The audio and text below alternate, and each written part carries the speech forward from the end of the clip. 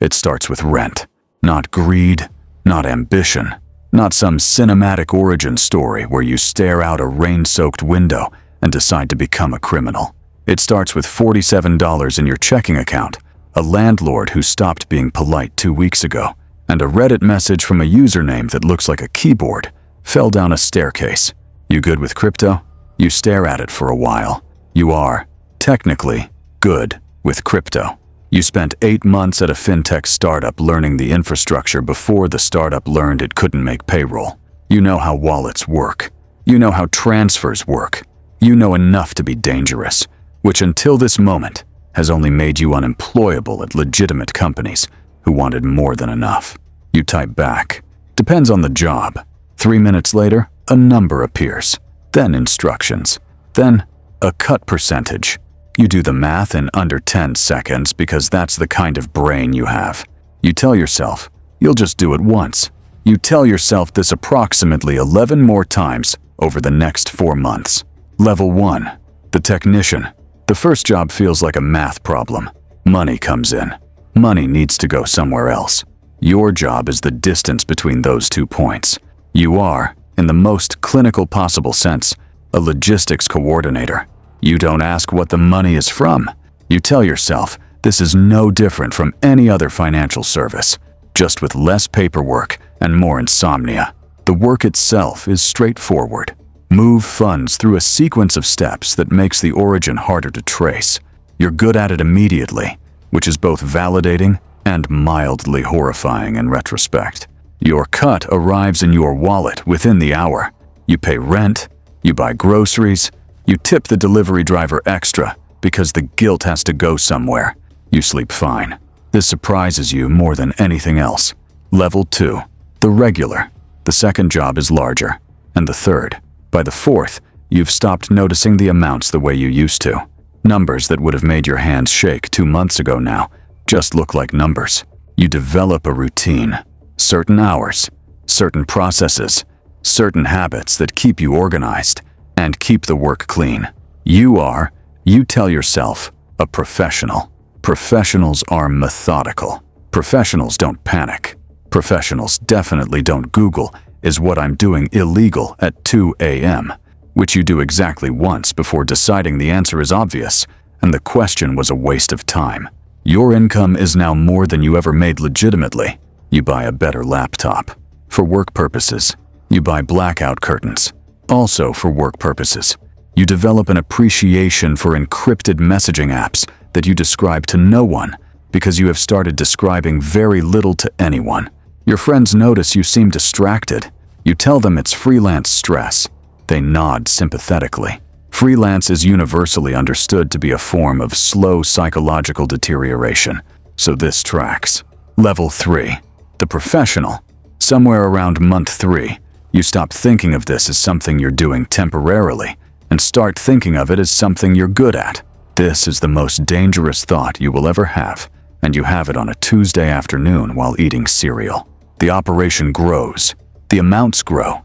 The people on the other end of the messages shift from vague usernames to something that feels, uncomfortably, like a hierarchy. There are people above your contact. Your contact answers to someone. That someone answers to something you don't have a name for and have learned not to ask about. You are given more responsibility. You are told you are valued. In a different industry, this would be a LinkedIn milestone. You buy a second laptop. You tell yourself this one is for personal use, which is technically true in the sense that staying out of prison is personal. You stop using your real name on anything that matters. You have a system for this. You have a system for everything now. You are, in the most genuinely absurd possible sense, an organized person. Your mother calls and says you sound tired. You tell her work is busy. She says she's proud of how hard you work. You say thank you and stare at the wall for a while after you hang up. Level 4. The uneasy. The money keeps coming. This is not, it turns out, entirely comforting. At a certain scale, money stops feeling like relief and starts feeling like a variable in an equation you don't fully control. You have significantly more of it than you used to. You also have significantly more reason to be careful about what you do with it, where you keep it, and who might be curious about either.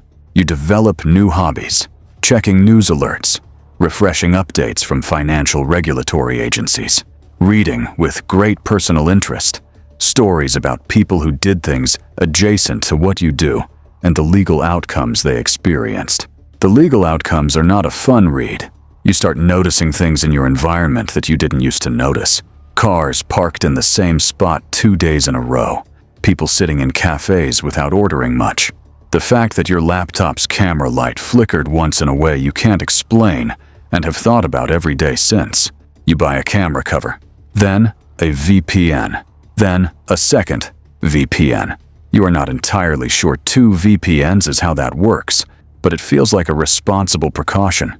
You sleep lighter, not badly, just lightly. A specific, alert kind of rest, where you're always aware of sounds. Your cat wakes you up at 3 a.m. by knocking something off a shelf, and you spend 14 minutes deciding whether or not to be concerned before remembering you have a cat. Level 5. The wait. Here is what they don't tell you about money laundering for cartels. It is, logistically speaking, a customer service job. People have expectations, timelines.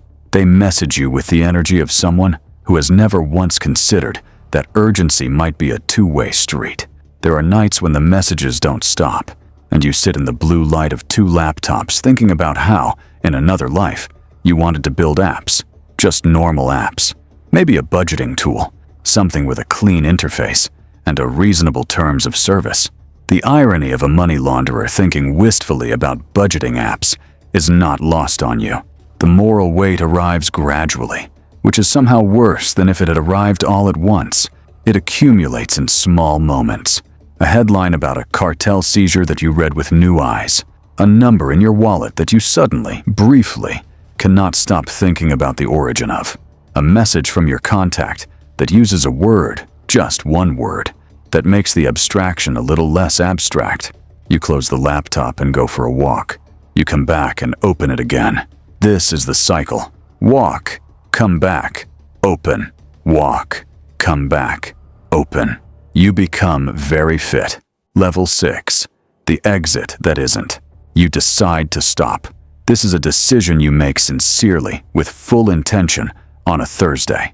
On Friday, you do one more job, because the timing is already set up, and it would be wasteful not to. You decide to stop again on Saturday. You tell yourself that you'll finish out the month, establish a clean break point, exit in a way that looks like retirement, rather than disappearance.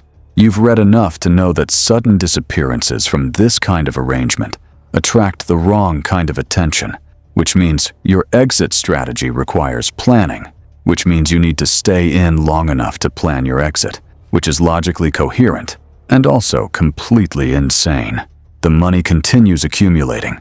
You move it carefully, in ways that have become instinctive, into places that feel stable. You are very good at this now. You are, and this is the part that keeps you awake on the lighter end of your light sleep, perhaps too good at this to stop. Stopping means walking away from something you've become excellent at. Continuing means everything else. Level 7. The quiet. The end, when it comes, is not dramatic. There's no raid, no chase, no moment of cinematic reckoning. There's just a morning where you sit at the desk and look at everything. The laptops, the covered camera, the second phone you bought for reasons, and do the math one final time. Not the financial math. You've been doing that for months. The other math, the kind where you calculate what you've spent versus what you've gained and include. In the ledger, things that don't have numbers. Sleep. Ease. The ability to answer your mother's questions without editing yourself. The version of you that existed before you knew how to do any of this. You wire the last job. You close the accounts. You send one message to your contact. 2 words. I'm out. You don't wait for a reply. You already know the reply will be some version of understood, or we'll talk, or a silence that means the same thing. It doesn't matter. The decision isn't theirs. You take the laptops apart methodically, which is maybe the most on-brand thing you've done in months. You move cities, not dramatically. You just stop renewing the lease, pack the things that are actually yours, and go somewhere no one knows what your last 8 months looked like. You get a job doing legitimate financial work for a company with a boring logo and a benefits package. The salary is insultingly low. You take it anyway. There are nights still when the mental accounting happens on its own. Old habits of thought, running calculations, noticing patterns in data that most people don't look at closely enough. The brain doesn't forget what it learned. It just has to learn what to do with that knowledge instead. You have a routine again. Normal hours, normal apartment, normal takeout order. You've placed enough times that the app remembers it. It's quiet. You're not sure yet if quiet is the same as safe, but you're starting to think it might be something better. Somewhere tonight, someone with $47 in their account is reading a message from a username that looks like a keyboard fell down a staircase. You know exactly what they're about to decide. You hope the math looks different to them than it did to you. It probably won't.